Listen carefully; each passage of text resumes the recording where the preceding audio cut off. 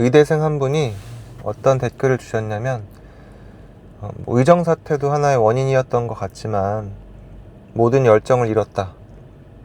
왜 공부해야 되는지를 잘 모르겠다.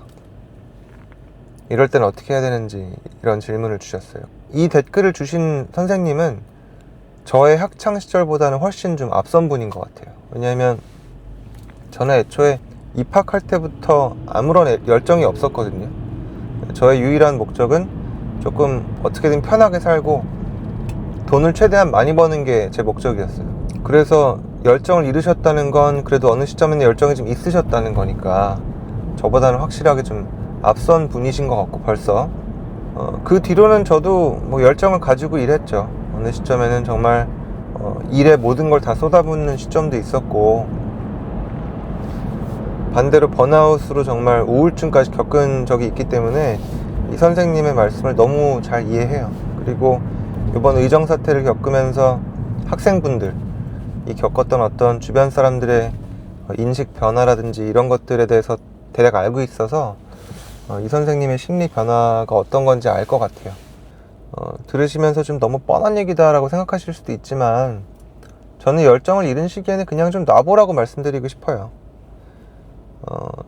저도 이제 와서 체득한 방법이 그거예요.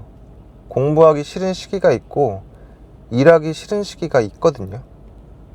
그래서 그때는 그냥 아무것도 안 해야 돼요. 그리고 그냥 아무것도 안 하는 게 아니라 정말 격렬하게 열심히 아무것도 안 해야 돼요. 하루 종일 넷플릭스를 볼 수도 있고 뭐 나가서 혼자 영화를 볼 수도 있고 어디 미술관을 찾아갈 수도 있고 만약에 학업의 어떤 상황상 이런 게 불가능하다 그러면 가능하면 저는 휴학을 권해드립니다. 남의 인생 참 쉽게 얘기한다 이렇게 느끼실 수도 있지만 저는 진지하게 큰 그림을 봤을 때는 그런 시기에 오히려 휴학하는 게 내 자신을 밀어붙이는 것보다 훨씬 나을 수도 있어요. 지금의 이런 커리큘럼이 굉장히 압축된 상황이잖아요.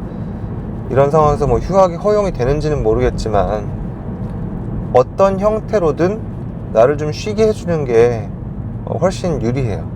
뭐 휴학까지 가지 않아도 내가 다음 시험을 좀 망치더라도 그냥 하루 종일 놀아보는 것도 그것만으로도 큰 도움이 될 수 있거든요.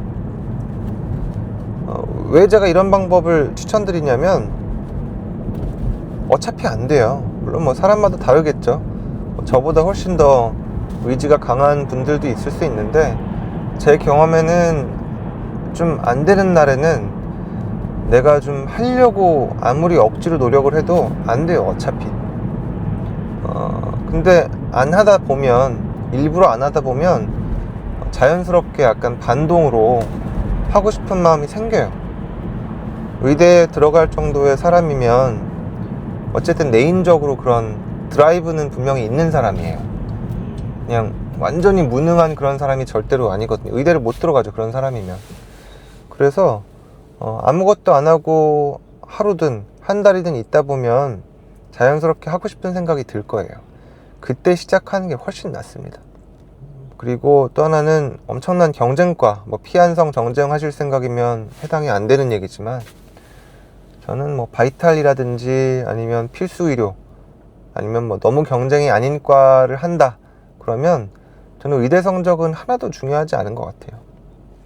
뭐 의대에서 실질적으로 배우는 것들이 중요한 것도 아니라고 생각하고 저랑 의견이 다르신 교수님들도 많이 계세요. 뭐 과에 들어가려는 걸 떠나서 의대 공부 자체가 의학의 이론을 한번 정립해주는 중요한 시기다 이런 의견도 계시지만 저의 개인적인 의견은 의대 시절은 고등학교가 공부하는 법을 배우는 시절이지 삼각함수, 미분 이런 게 중요하지 않듯이 의대는 그냥 이런 이론들, 이런 용어들하고 가까워지고 이런 시간이지 뭐 거기에서 실질적으로 나오는 무슨 하나도 중요하지 않아요. 제가 보기에.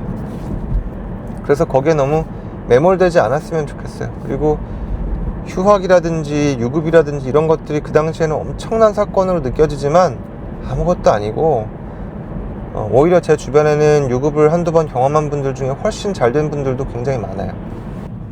그래서 열정이 지금 없으시다면 첫 번째는 애써서 좀 쉬어봤으면 좋겠고, 두 번째는 좀 큰 그림을 보셨으면 좋겠어요. 지금에 너무 몰입하지 말고, 성적이나 이런 진급 면에서는 오늘하고 이번 달 앞으로의 3개월에 매몰될 수밖에 없지만, 애써서 좀 큰 그림을 보려고 노력을 하면 좀 낫지 않을까.